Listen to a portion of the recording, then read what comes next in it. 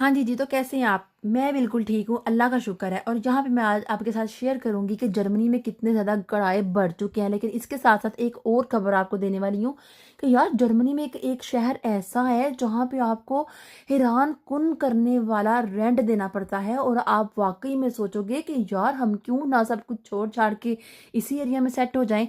तो मेरा नाम है किरण इरफ़ान और मैं जर्मनी में रहती हूँ और मैं यहाँ पे बैठ के व्लॉगिंग करती हूँ, आपके साथ अपनी डेली की रूटीन शेयर करती हूँ और कभी-कभी मैं आपको ये मज़े-मज़े की बातें भी सुनाती हूँ। तो अभी हम लोग जा रहे हैं मार्केट में, वहाँ से कुछ ग्रोसरी करेंगे, कुछ चीज़ें लेंगे, फिर वापस आके घर में मैं खाना वगैरह बनाऊँगी, फिर इकट्ठे बैठ के खाएँगे और साथ बच्चों के साथ भी मैनेज करूँगी कैसे मैं उनके साथ रहती हूँ। सारा कुछ आपको देखने के लिए मिलेगा, लेकिन साथ-साथ मैं आपको अपनी बातें भी सुनाऊँगी। आप ऐसा करें कि अपना मोबाइल जो है वो साइड पे रखते, कानों पे लगा लें हैंड फ्री और आराम से घर के काम करते-करते मेरी बातें सुनें। आप आई होप एन्जॉय करेंगे। जर्मनी में ना एक ऐसा सिटी है ओसबर्ग, तो यहाँ पे मैं आपको बात सुनाने लगी हूँ ओसबर्ग के एक ऐसे टाउन की जहाँ पे साल का किराया 1 यूरो है। अच्छा, ये बात मैं आपको बताती चलूँ कि जो ओसबर्ग है ना, ये जर्मनी का तीसरा कदीम तरीन शहर है और इस टाउन को ना जैकर फ्यूगर नामी एक शख्स ने 1520 में कायम किया था और ये ना इस जमाने का ना बहुत ज्यादा अमीर शख्स था और आज भी वहाँ पे अपार्टमेंट्स में, घरों में लोग रहते हैं और ये एक काफ़ी कदीम, बहुत कदीम है। और हैरानी की बात ये है कि 500 साल गुज़र जाने के बाद यहाँ पे अब भी किराया जो है ना $1, 1 यूरो से ज़्यादा नहीं है। कहने को तो ये एक टाउन है, एक मतलब पुराना सा गाँव टाइप है, लेकिन यहाँ पे 67 मतलब 60 घर हैं और 147 अपार्टमेंट मौजूद हैं।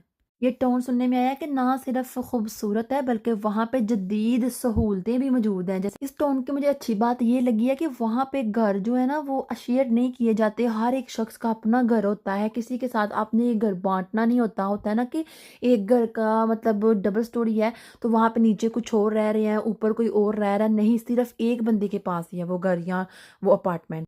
जब मैंने ये बात सुनी ना तो मैं अपने हस्बैंड ਨੂੰ ਕਿਹਾ, मैं कहा चलिए चलिए सारा कुछ ਛੱਡ दो, ਇੱਥੇ ਕੋਈ ਫਰਨੀਚਰ ਫਰਨੀਚਰ नहीं लैके जाना, एड्डी दूर है भी कोई गल नहीं, सिर्फ अपनी ਗੱਡੀ ਲੈ ਜਾਾਂਗੇ, अपने बच्चे ਲੈ ਜਾਾਂਗੇ ਤੇ ਆਪਣਾ ਜ਼ਰੂਰੀ ਸਮਾਨ ਲੈ ਜਾਾਂਗੇ ਤੇ ਉੱਥੇ ਜਾ ਕੇ ਸ਼ਿਫਟ ਹੋ ਜਾਂਦੇ ਆ। ਉੱਥੇ 1 ਯੂਰੋ ਜਾਂ $1 ਸਾਲ ਦਾ ਕਿਰਾਇਆ ਤੇ ਸੋਚੋ ਅਸੀਂ ਤੇ ਫਿਰ ਤਰ ਹੋ ਗਏ, ਸਾਨੂੰ ਤੇ ਕੋਈ ਜ਼ਰੂਰਤ ਹੀ ਕੋਈ नहीं है किसी सामान ਦੀ, ਤੇ अपना सामान नवा ले लांगे जाके। फिर सुने जी शरायत वहाँ पे घर लेने के लिए क्या शरायत है, ज़रा सुने।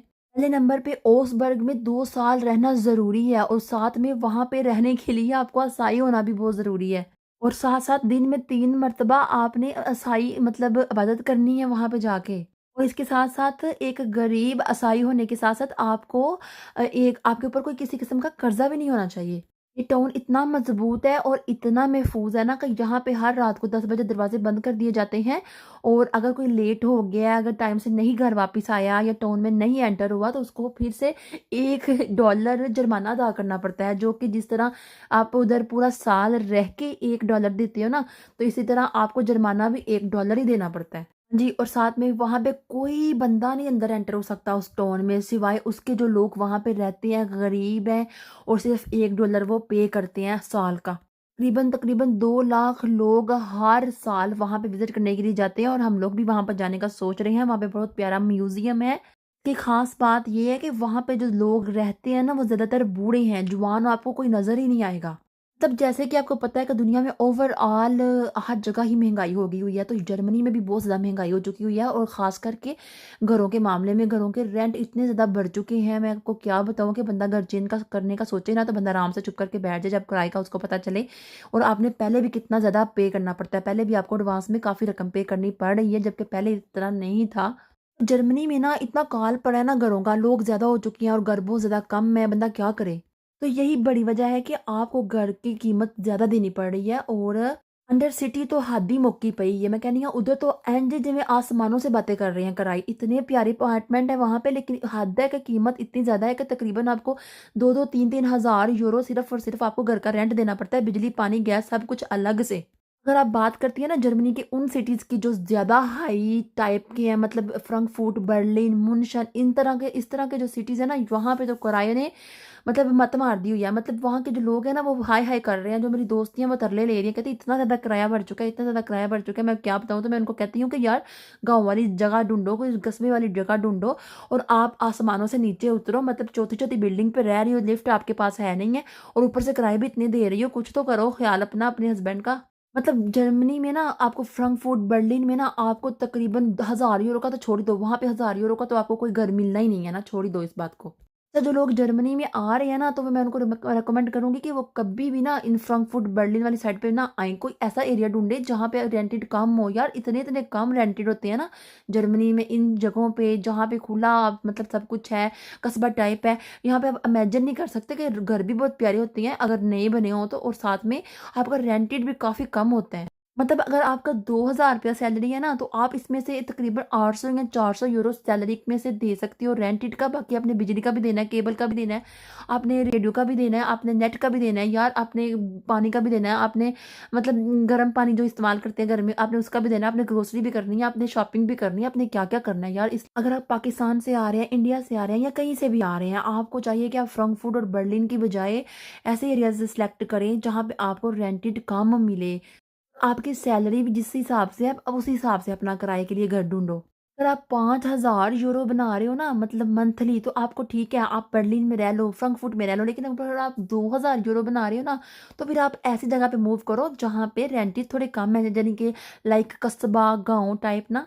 ना 5 तरीके के ना मतलब टाइप्स के घर होते हैं। मतलब आपके पास बंगलो टाइप घर होता है, फिर आपके पास अपार्टमेंट्स होते हैं, फिर आपके पास घर होते हैं नॉर्मल, फिर अटीक मतलब छत वाले घर होते हैं, उसके अलावा प्लेन मतलब छत वाले घर होते हैं। जो प्लेन छत वाले घर होते हैं ना, वो अभी से मतलब बनना शुरू हो गया, पहले इस तरह के नहीं थे।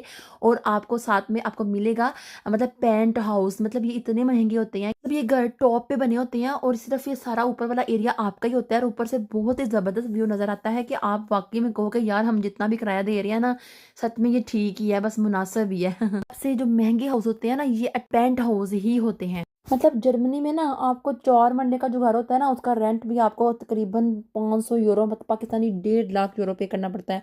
और अगर आप इसको खरीद लेते हो ना, तो ये भी आपको 5 मरले का जो घर है ना, 5 लाख यूरो में मिलेगा। और सोचो पाकिस्तान के कितने करोड़ बनते हैं, और ये नई बिल्डिंग होगी, नया घर होगा, और इसके अंदर सारा कुछ आपको न्यू फैसिलिटीज़ मिलेंगी। मतलब हर चीज़ में आपको गर्म पानी, ठंडा पानी, फिर घर की ज़मीन में गर्माहट। और मोस्टली जो इतना सा घर होता है ना, 4 मरले का, 4.5 मरले का, तो यहाँ पे मरलों के हिसाब से नहीं किया जाता। यहाँ पे मतलब 20 स्क्वायर फुट, 40 स्क्वायर फुट, जैसे कि हम लोग अब रह रहे हैं 80 स्क्वायर फुट में।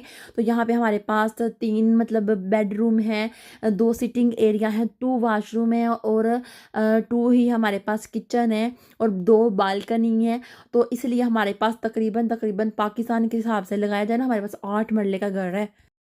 जर्मनी में ना एक चीज़ बहुत उल्टी है, वो ये है कि जब पाकिस्तान में या फिर इंडिया में या फिर दूसरे शहरों में जब आप देखते हो ना कि घर जब डबल ट्रिपल मंजिली होती है, तो उसको कहते हैं कि ये घर बंगला टाइप बना हुआ है। लेकिन जर्मनी में उल्टा है, क्योंकि यहाँ पे जब एक फ्लोर का घर बना होता है ना सिंगल, तो उसको कहते हैं कि ये बंगलो है, ठीक है। जर्मनी में ना जब आप देखोगे ना, तो उनकी छतें टेढ़ी होती हैं, लेकिन अब जर्मनी में ज़्यादा आपको देखने मिलेंगे फ्लैट छतों वाले घर, जो कि ज़्यादा महंगे भी हैं। और ऑफ कोर्स इसके अंदर ज़्यादा आपको फैसिलिटीज़ मिलती हैं, न्यू एडवांटेज, ठीक है। तो आपको इसलिए इनका ज़्यादा पैसा पे करना पड़ता है। जो पुरानी बिल्डिंग्स होती है ना, वहाँ पे अगर आप घर बाय करना चाहते हो ना, तो आपको 1 लाख 2 लाख यूरो का मिल जाएगा। लेकिन अगर आप नई बिल्डिंग की तरफ मूव करते हो और वहाँ पे घर बाय करना चाहते हो ना, तो आपको 5 लाख यूरो से नीचे घर कोई मिलना ही नहीं है। और अगर रेंट की बात की जाए, तो यहाँ पे रेंट भी 2000 यूरो से स्टार्ट होते हैं। और हम लोग अक्सर घर चेंज करने का जब सोचते हैं ना, तो जब देखते हैं ना घर के कितने कितने ज़्यादा रेंटेड है, तो हम सोचते हैं कि हम रह नहीं देते हैं, हम इधर ही ठीक है।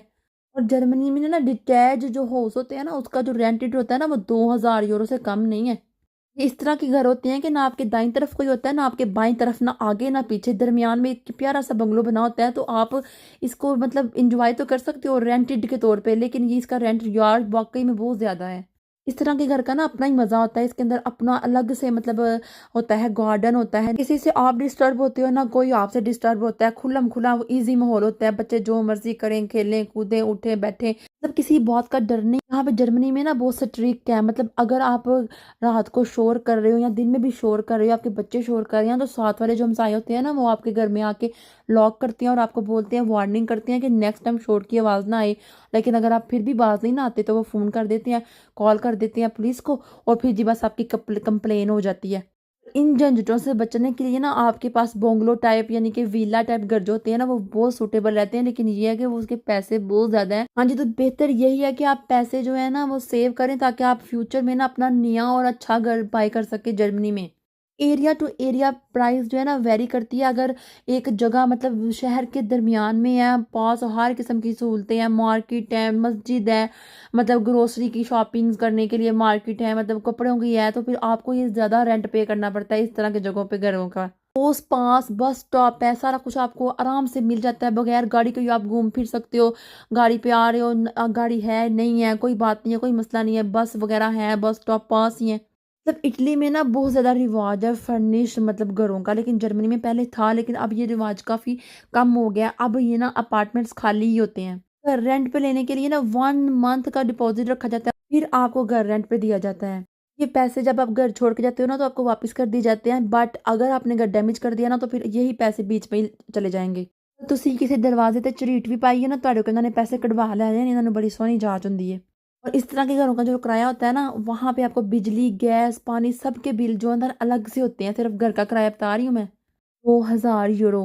दो बच्चों वाले घर में ना दो कमरे भी चल सकते हैं, लेकिन चार बच्चों वाले घर में हमेशा आपको चार कमरे ही चाहिए होंगे। एक आपका हो गया सिटिंग एरिया, एक आपका एक बच्चों का कमरा, एक आपका एक बच्चों का कमरा, एक मम्मा पापा का। और इसलिए जब बच्चे छोटे होते हैं ना तो आप एक एक रूम में ही गुजारा कर सकते हो, लेकिन बच्चे बड़े हो जाते हैं ना तब आपको मतलब आपके लिए ये ज़रूरी है कि आप उनको अलग अलग रूम दो। जर्मनी में ये रिवाज है कि बच्चों को अलग से ही रूम देना होता है। फर्निश्ड हाउस अभी भी है, लेकिन उसका रेंटेड वही ना 3500 4000 यूरो से नीचे है ही नहीं। इतना भी आप सिटी सेंटर से दूर जाते जाएंगे ना इतना ही किराया आपको सस्ता मिलता जाएगा। वही ना कि जो पैसा आप बचाते हो सिटी सेंटर से दूर घर लेके, वही पैसा आप ट्रांसपोर्ट पे खर्च कर देते हो। अगर आपके पास गाड़ी नहीं है, अगर गाड़ी भी है तो फिर भी आपने वर्किंग के लिए तो सिटी सेंटर के अंदर ही आना है ना, तो फिर आपको पेट्रोल भी लगेगा, तो फिर वही पैसा आप वहां पे वेस्ट कर देते हो। इतना बड़ा घर है उतने ज़्यादा उसके खर्चे हैं, उसके बिजली के, उसके पानी के। तो डिपेंड करता है ना कि आप किस तरह के मतलब माहौल में रहना चाहते हो, कैसी कैसी फैसिलिटीज़ में आप गुजारा कर सकते हो या नहीं कर सकते। तो से जो कम कीमत के रेंट होते हैं ना वो होते हैं फ्लैट्स के। यहाँ पे काफ़ी चीप पड़ जाता है आपको, मीन्स कि आपके वहाँ पे काफ़ी टू गैदरिंग होती है, फ्लैट्स होते हैं वहाँ पे आपको 650 से लेकर 900 तक आपको ईजीली अवेलेबल हो जाएगा घर। पर्सनली मेरा एक्सपीरियंस है कि जो फ्लैट्स होते हैं ना वो ज़्यादा सिक्योर होते हैं। कोई बंदा आपसे पूछे बगैर अंदर आ ही नहीं सकता। हर बंदे ने इंटरकॉम देनी होती है, फिर ही आप पूछ के तो फिर ही मतलब डोर खोलोगे। हर बंदे के पास अपनी अपनी चाबी होती है। कोई बंदा गैर आपके आके अंदर दरवाज़ा नहीं खोल सकता। कैसी लगी है आपको आज की वीडियो? चैनल को सब्सक्राइब करके जाइएगा ताकि हर वीडियो का नोटिफिकेशन आपको टाइम से मिल सके। मिला फिर।